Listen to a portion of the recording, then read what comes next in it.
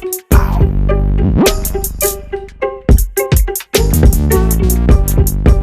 What's up, everybody? Once again, it's Rain Man Shine, and I'm back with another episode of Inside the Network, where we share exclusive content from inside of BrandmanNetwork.com. Because I signed myself, you know what it is. Now, this is an exclusive collaboration between Brandman Network and Music Entrepreneur Club. We had a long, about 2-hour conversation just doing a Q&A between members of each groups, and this topic right here is something that you really need to check out. Not just the spam conversation that we start with, but really the back end about how artists think like consumers and how you should flip it. And then I'll talk, I add some sauce on it after that clip. So wait for it. Let's get into it.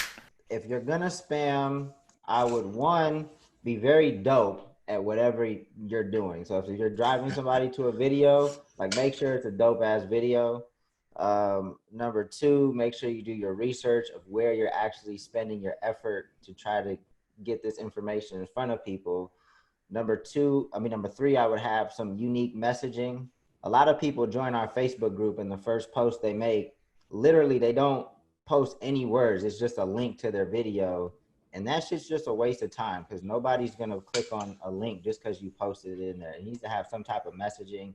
I would try to bring it back to your brand in some type of way. Even I'm always telling people to tell their story in every platform, right? Through your music, through your videos, through your merch, through your live show, even through your spamming, right? So what do we know about you now in this message that you put on my page that I didn't want?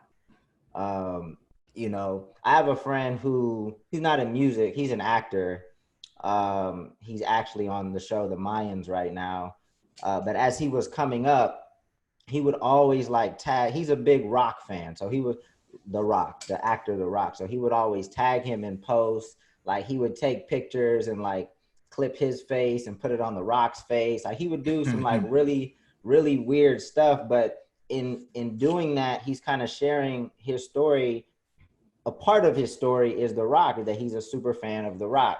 And I know that as he progresses, at some point he's going to meet The Rock, because he's not putting all his eggs in the basket that he's going to meet The Rock. Nah, he's busting his ass. He's actually doing some cool shit.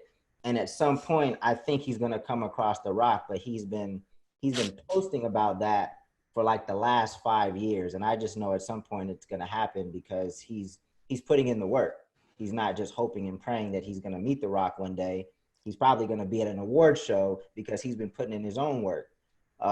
So tell your story through your spamming as well is something. I don't know if that was 4 or 5, but those would be my points. That's interesting, man.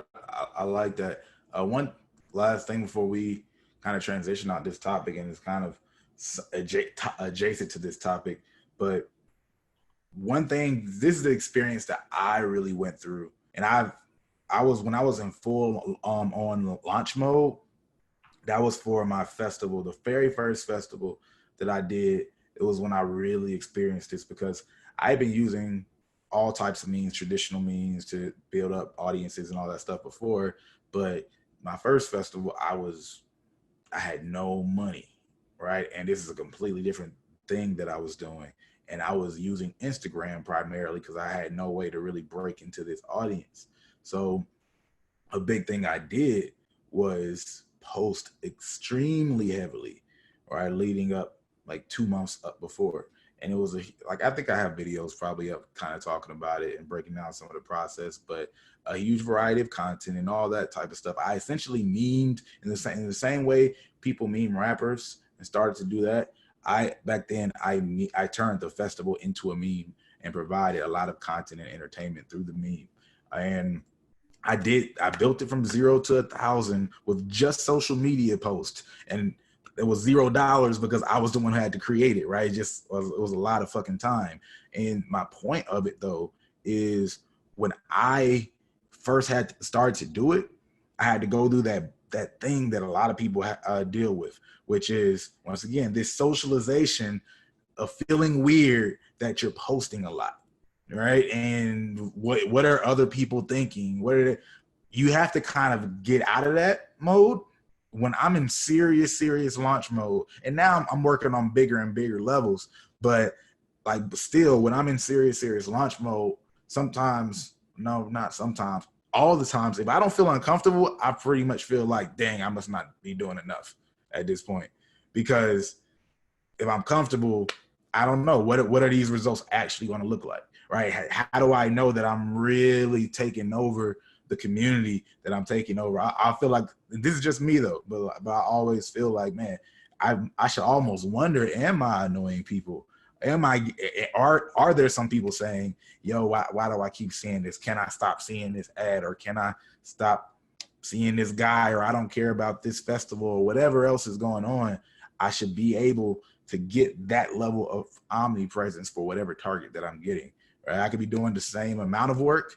Some of it's doing it smarter, right? Because I could obviously be doing the same amount of work and targeting completely different spaces and areas.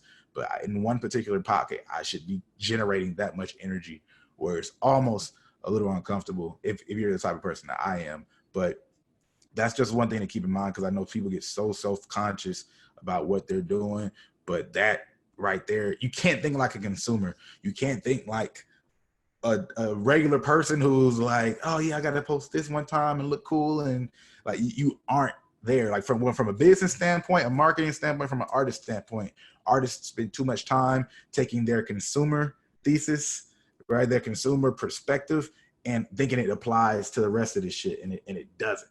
All right, again, if you want to check out that full clip, you can check out the full conversation in brandmannetwork.com. But one big thing that I want people to grasp from this, when I talk about artists thinking like consumers, it really leads to the problem, right? The reason artists go through so much struggles is because they're trying to operate in the reality of the business based on the lies they were told about the business as a consumer, right? We all come into this world essentially, as consumers, and some would say sinners, but we all definitely come into this world as consumers because we're getting inundated with this information, this marketing. We think they're just TV shows that we enjoy and all that kind of stuff. We think they're just artists and everything's so pretty, right? We're seeing in front of the curtains. But as we hit a certain age, particularly if we're trying to be in the music industry, but just a lot of businesses and industries, we really start to see how these things work.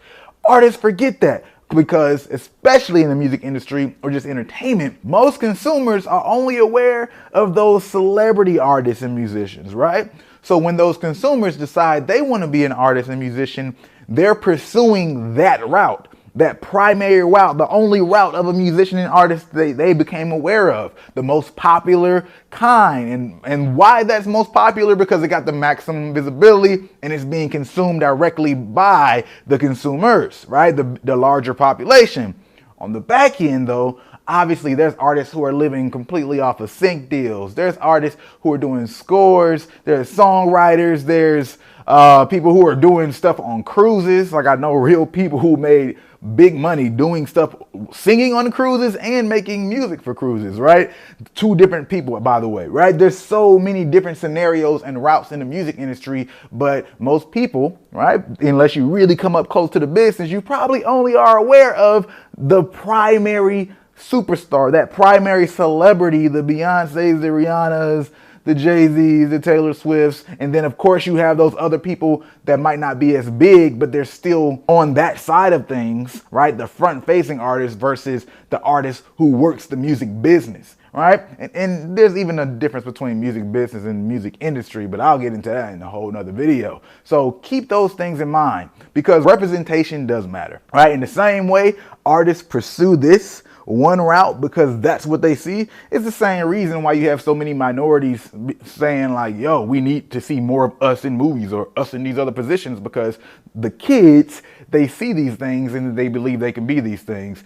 That's what artists are essentially doing, right? I see this and I'm only pursuing this, but there's so much more stuff that you could be doing. So many more opportunities. So gotta stop thinking like a consumer. Get out that mindset. Realize you've been programmed in that mindset or trained to think that way. Or no, that's, I wouldn't even get that deep into this particular issue. I would just say you had a limited perspective of the whole pie. So start digging into those other things and truly consider and test if that other stuff will be right for you. And I'll leave it at that for this particular video. Again, check out the full conversation at brandmannetwork.com because I signed myself. And of course, you can get a lot of resources that helps you with marketing, branding, developing yourself. Go ahead and check it out. The link's in the description below if you're interested. But if you like this video, go ahead and hit the like button. Like it.